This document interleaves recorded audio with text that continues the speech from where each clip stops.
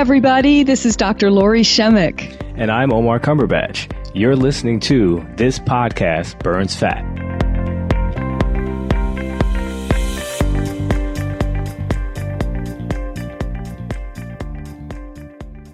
Hey, Lori, how are you today? Hi, Omar. Doing excellent. Thank you. Yeah, Good, definitely doing great. Took my dog for a walk this morning, and it was 86 with humidity, which means Really? it's like in the 90s. And she's like, I don't think so. And she's a puppy. She's so young. I said, do you want to go back to the car? And she just turns around and starts trotting back. And I'm like, okay, you don't have to walk. So you did not raise a dumb dog. Right. Yeah, no, it's hot. Hot is hot. So It is. Yeah, yeah, especially with here. Oh yeah, my goodness. exactly. Yeah, so I am so excited for today's guest. I'm a big fan of the Ayurvedic stuff, just in general, and I Hmm. just say stuff because it encompasses so many different So much. things. Yeah, and it's just one of those things that I think we can get back to nature, natural kinds of things. And I've always been fascinated with this topic. And today's guest is awesome, and she's gonna knock it out of the park with Hmm. that. Yeah. Yeah. Dr. Shivani Gupta is with us today, and she's an inflammation expert. She's an autoimmune expert. She is a speaker, an author, and was really excellent. Really enjoyed having her. Yeah, no, Shivani Gupta's magnificent. She also gives us a little Hmm. coach. She has a supplement line that she's promoting some of these things because we dive into turmeric, ashwagandha, all that good stuff that's just really becoming mainstream nowadays. And she really helps us guide through all that stuff. And I'm really excited that the audience is going to absolutely love her. Yeah, definitely. All right, so let's jump into it. All right. Hey, Dr. Shivani, welcome to the show. How are you today? Hi, I'm great. How are you doing? Fantastic, It's fantastic. great to have you here, Dr. Shivani. So thank you.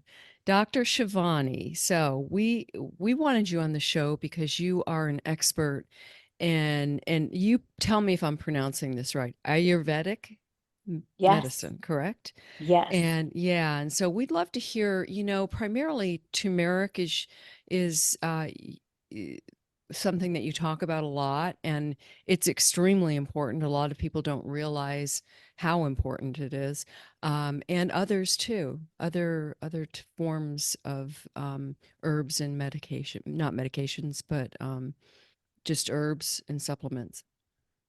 Yeah, no, this is definitely one of my favorite areas to dive into. I do appreciate the natural ways to get healthy, and I know that we've been, steered in a different direction where Big Pharma really runs a lot of the stuff, Oh and a lot of yeah. this stuff is kind of just swept under the rug, but it's been around for thousands and thousands of years. So, without further ado, can Hmm. you give us like a little bit of an introduction to Ayurvedic medicine and, your role and how you got involved in it? Sure. So Ayurveda is a system of medicine and health and healing from India that's over 5,000 years old.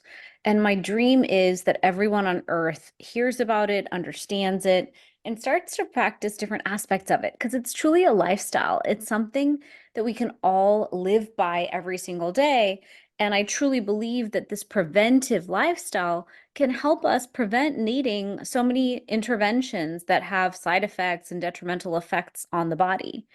And so I grew up in Houston, Texas, and I always traveled to India every year, or my grandparents lived with me. And I noticed that we kind of lived in two worlds. Like at home, we'd use herbs and spices and turmeric and cumin and different things for our health. And then if it was a problem when I was in the US, it was more like, okay, Imodium, Pepto-Bismol, Yeah. all those kinds of solutions, right? The more like what you could pick up at the drugstore solutions. And I always wondered like which one's right, which one's better. And over the decades, what I've learned is there's no right. There's just what is best for you and your body, and how can you prevent needing all those interventions. So I like to teach Ayurveda as live according to your constitution, live in rhythm with your daily circadian rhythm, eat a diet that's so nourishing and nutrient dense and diverse that the body is so whole and nourished and supported. Ayurveda teaches about detoxing and using the herbs and spices and super spices as our method of true preventive health. And then I like to teach self-care rituals as well that kind of help us stay in our daily rhythm and supported and detoxed every single day. Wow, that's really great. I mean, yeah, everything you said is so important for people to know. And it really isn't just one thing or one way, right? It's just it's subjective as well, Yeah. and everyone is unique. Yeah, and so what I'd like to talk a little bit about turmeric and what exactly is it and why is it so powerful?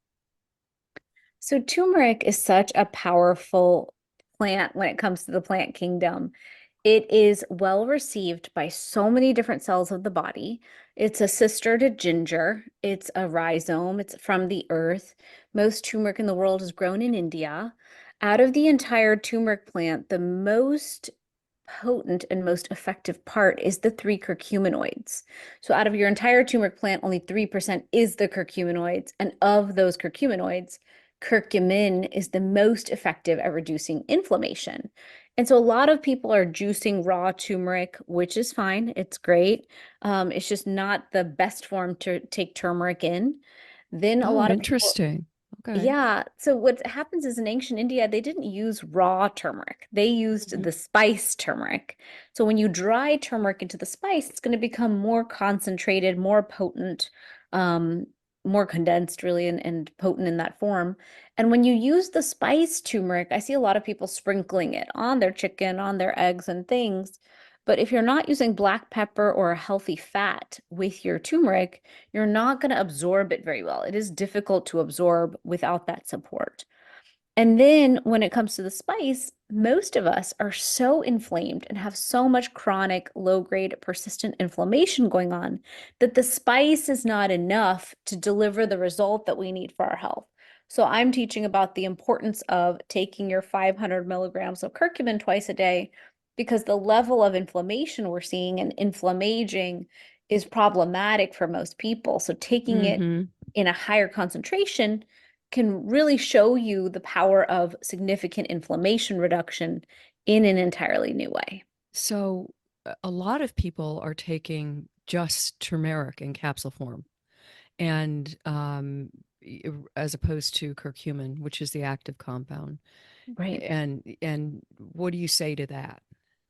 I think it's such a waste of time and money. And I find it Mm-hmm. sad that as supplement companies, people are even making that. Like I've seen that to jump into like a lot of supplement companies will just want to add a turmeric to their line. And Right. so they'll just take turmeric and put it in a pill, sometimes without black pepper. And I'm like, you guys, it's called Google. Like this is so basic. We know we need You black would pepper think, in there. right? I If you're creating a supplement. Yeah. Yeah, and that's the thing is to me, creating a supplement is an honor. It's about creating something that's going to create an impact in the world. I mean, Mm-hmm. this is going in someone's body.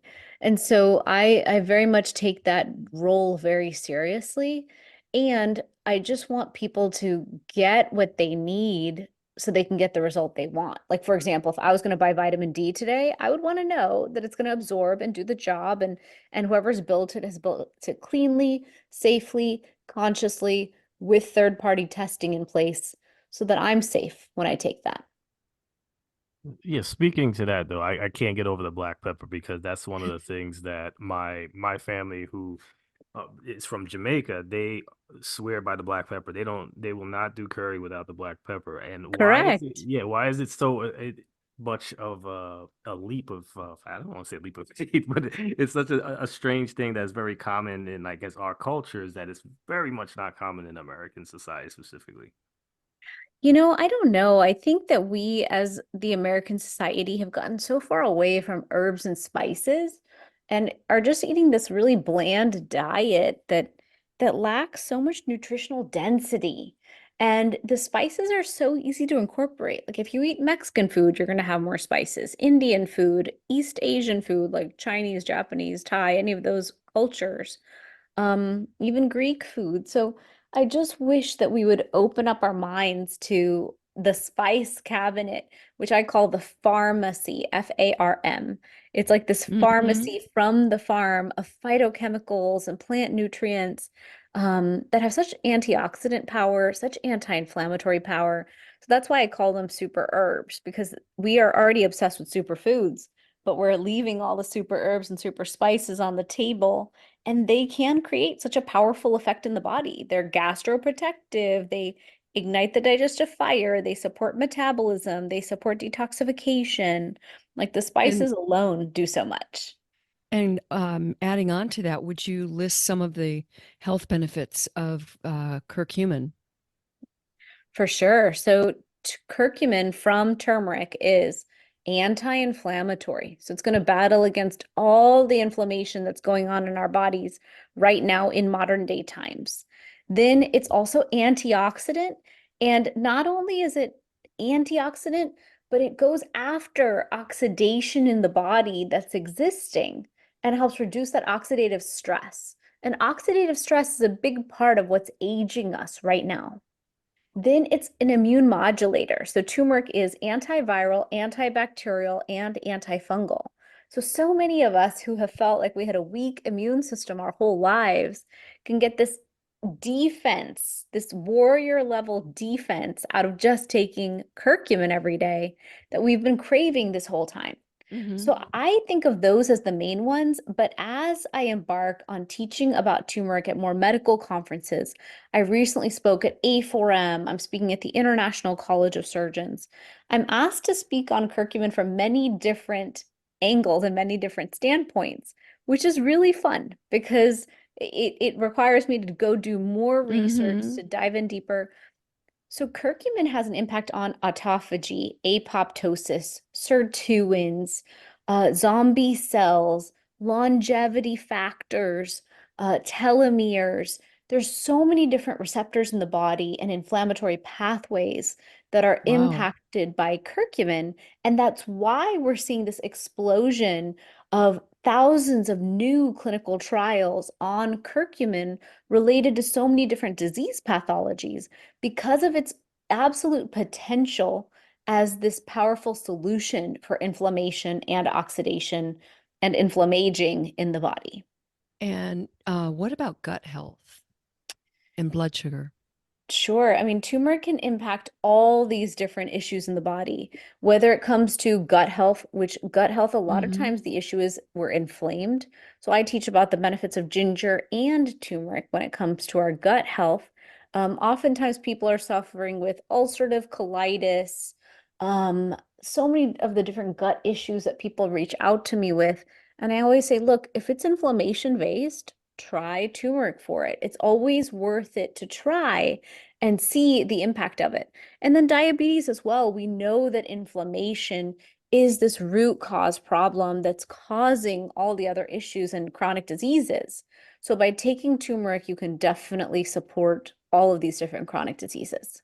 Yeah, and in terms of inflammation, joint pain too. I think there was a study that came out showing it was more effective, or rather as effective as, say, ibuprofen or any like an Advil or Motrin.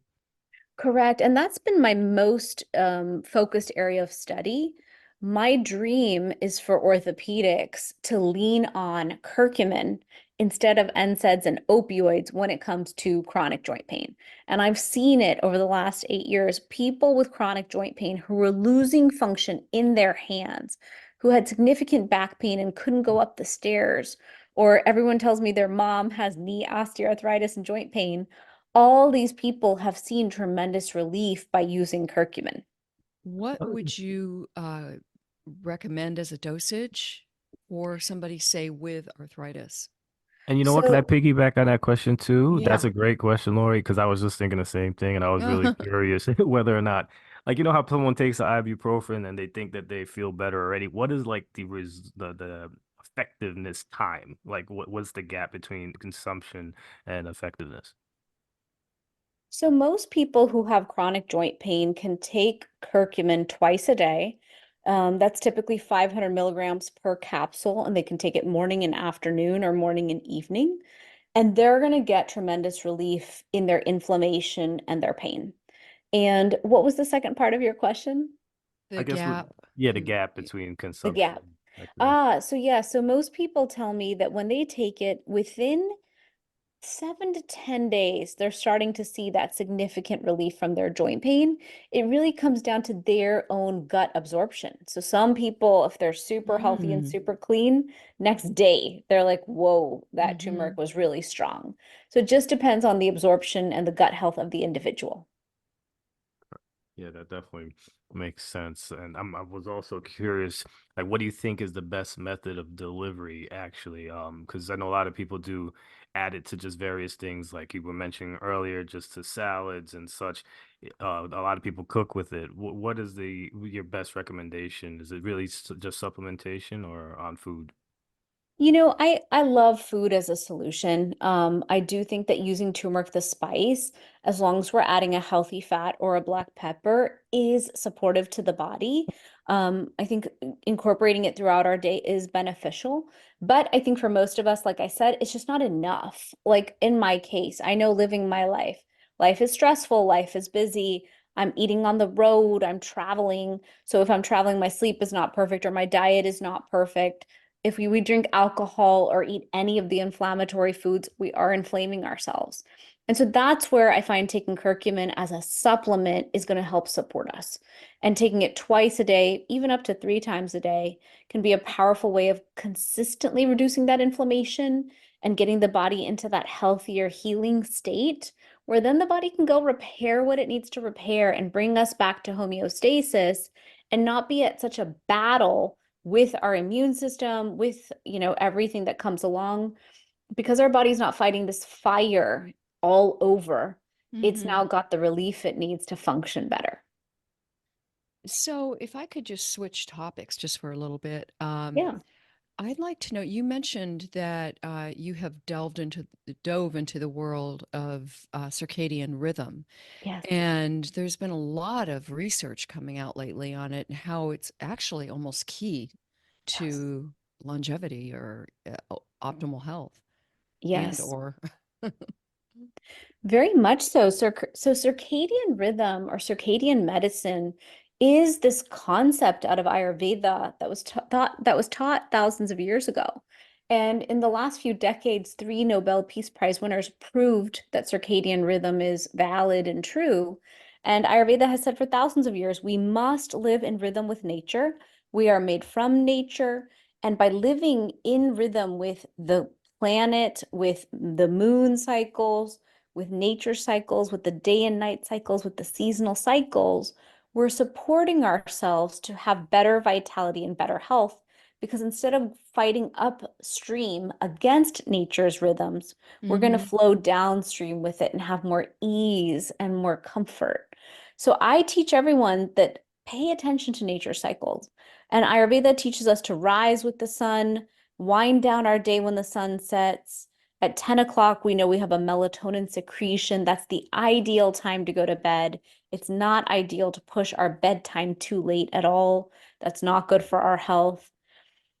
And Ayurveda teaches us that we can have this daily rhythm that we build, and that circadian rhythm can rule all other things. So, for example, if you eat at the same time every day, if you have tea at the same time every day, if you sleep at the same time every day, you're really supporting the body to understand what's coming, and then the body can respond better and be supportive of everything you're trying to do.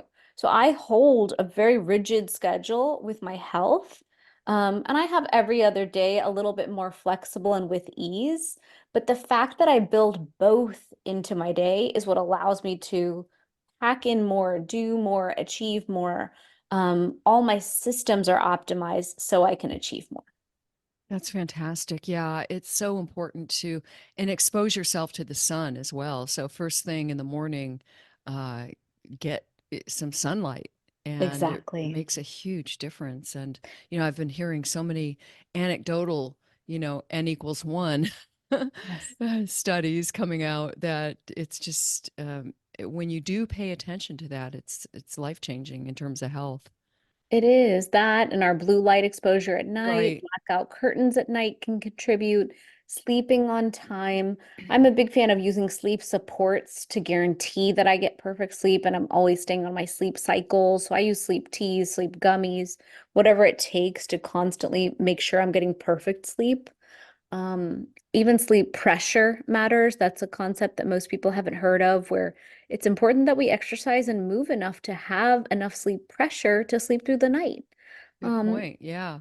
so all these things contribute to that optimal health that we're Hmm. seeking. So sleep pressure, could you go into that? That's actually the first time I've heard of that concept in that way. Yeah, so sleep pressure is the idea that from when you wake up, and like Lori mentioned, if we can like rise with the sun, kiss the sun, which means just go outside and make sure the sun Mm, actually kisses our face, that we experience sunlight first thing in the morning, I love that's going to that. reset our circadian clock. And then from there, when you go through your day, make sure you're exercising or walking enough. Because I find a lot of people can't sleep, but when I prescribe more exercise or walk 3 miles a day, all of a sudden sleep gets fixed. Why? Because the body's tired enough to sleep now and hold that sleep throughout the night. And then I teach a lot of other things like finish your meal 3 hours before bedtime, stop all work 2 hours before bedtime, and then shift into your Ayurvedic self-care rituals about 1 hour before bedtime. So would you say that the walking outside, getting outside, all of that has an impact on your gut health? For sure, anything we do tuning into nature will have an impact on gut. And so the more we can breathe in nature, move in nature, relax, sync up with nature. Like I'm actually not a great meditator in the morning, but I am a really great walker. And so I will make the time to go walk in nature and just tune in and say, can I find 5 beautiful things in nature that I enjoy? And that time in nature will decompress the brain, decompress your stress, allow that gut health to really, I think there's a level of intelligence between the body and nature that we don't Hmm. yet understand, but it very much is our body communing with nature and allowing nature to heal us and breathe through us. And I And never underestimate that power because I can tell sometimes when my day is really long it's not right for me to just go sit on the couch with my Instagram. The right thing to do is just go be in nature, let nature that reset is me, true. and then move into dinner and the evening rituals that we might have. I love that. Yeah. And I was also going to say that when you're outside, you are breathing in Yeah, a diverse amount of healthy bacteria. And correct. so that's part of why, that there's that, like you were mentioning, that connection with nature and our bodies. Very much so. So we did mention a couple of super spices, and I know that there's a couple other ones that you're a big fan of. Can you talk about the other Ayurvedic super spices? For sure. So cumin seed, not to be underestimated in Indian cooking, we heat up oil and heat cumin seeds before we cook any lentil, any bean, any hard to digest vegetable as well. Like we consider cauliflower and broccoli hard to digest vegetables. Mhm. So just heating up cumin seeds till they become aromatic and almost start popping in the pan is one simple way to give yourself pre-digestive support. Like it's going to support the digestion of those hard to digest foods. Then we have another powerhouse spice called hing. It's also known as asafoetida. But hing is a very pungent spice. It does the same thing as cumin, just does it even better. And so Is that like anytime black seed oil? so cumin is black seed oil. Like black seed oil comes from cumin, which we Uh-huh. know is anti-inflammatory and has so many benefits to it. In cooking, we just use the straight curcumin, I mean cumin seeds as they are. Okay.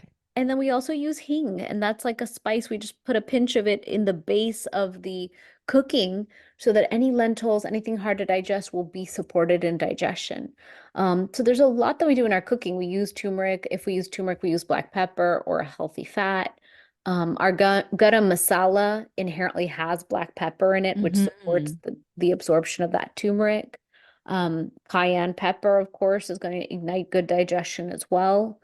And then there's a lot of spices in Ayurveda that we don't use as much in the cooking, but they are beneficial. Like fennel seeds after a meal are going to help you digest the food. It'll like cool down the spice effect of the food. So that's why when you're in an Indian restaurant, they offer you the fennel seeds after because they want you to leave feeling good and not like overly heartburned and overly spiced from the food. You know what they do here? Hmm. They give you peppermint candies. There you go. And that'll cool you as well. Any peppermint will cool you But you down. know, it's the difference between health and not health, right? Yeah. You know, the Yeah. sugar. There's oh yeah, there's peppermint oil in there with Yeah. sugar. Yeah, I actually carry peppermint tea with me at all times because I could be sitting in a business meeting and if I'm eating something in a restaurant that I'm not tolerating, it's very easy to say, "Hey, can I get a It's cup of hot powerful. water?" And Yeah. that peppermint tea will just immediately soothe down that reaction that you could have from a food that you may be intolerant to or that may be inflammatory to you. Yes, I keep peppermint oil capsules on hand for that. Nice. Yeah. Exactly. And so there's so many simple remedies and things that we can carry around with us, I find, that are going to keep us healthy and keep us balanced and keep us supported. Because we could always reach for a painkiller, but what if we could instead reach for something that's going to just reduce that inflammation or soothe us or get us out of trouble until we can go, hydrate and relax and Hmm. breathe and move through whatever that pain is. I love that. And is ashwagandha something else that you strongly recommend? I love ashwagandha. If I had time, I would do a PhD. Like my second PhD would be ashwagandha. I think that's right after turmeric. Ashwagandha does so much. It's known as the horse's mane in Ayurveda because it brings so much strength to the body. It's adaptogenic. So if you're stressed and overwhelmed, it reduces that stress. And if you're having the blues or sad or depressed, it lifts you up. So it kind of functions like a thermostat. It's that intelligent in the body. It helps with neuroprotective functions. It helps with cognitive decline. It helps anxious people, calm down. It also helps with sleep. So a lot of people take their ashwagandha to help them sleep because it relaxes them for a better night's sleep. So I think ashwagandha is going to have its like heyday over the next 5 to 10 years because people will realize how multi-purpose and multi-effective it is.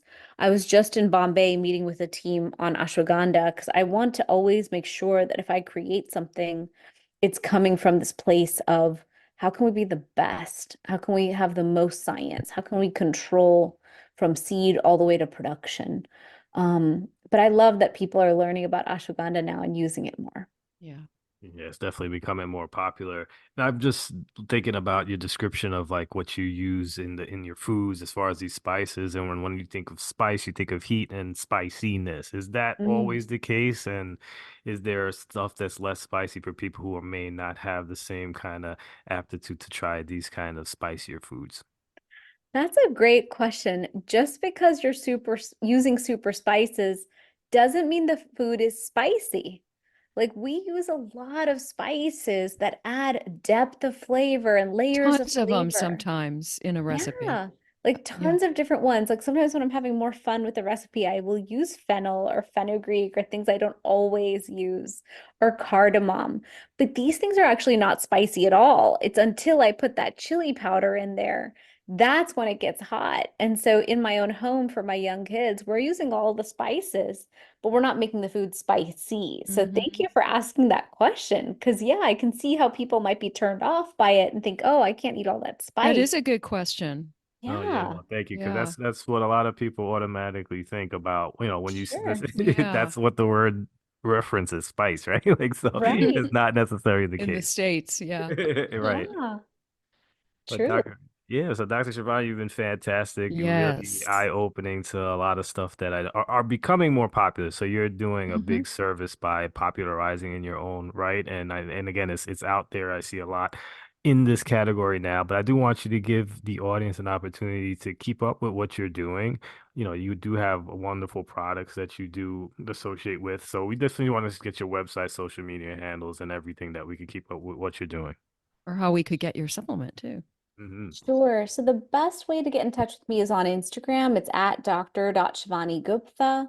And then my website for my free 7-day challenge and everything is shivanigupta.com, ShivanIGupta.com. And then my supplements are Fusionary Formulas, Fusionary, Fusionary Formulas on social, and that's the website.